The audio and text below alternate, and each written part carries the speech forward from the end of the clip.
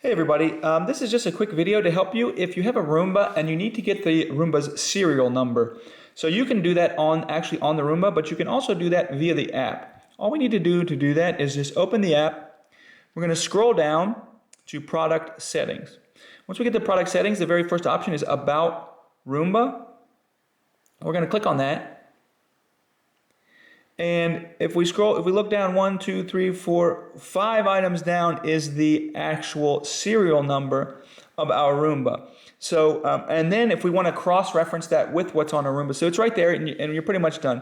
But another thing you might want to do is cross-reference it with the serial number on the Roomba, which you can do, and this will actually show you. There's a little guide, if you click on serial number, on actually where you can find your serial number on the physical Roomba. It's in several spots on the Roomba. But anyways, if all you need to do is get the serial number, you can get it right within the app. It's right there. So I hope this video helped you. Thanks a lot for watching. Have a great day.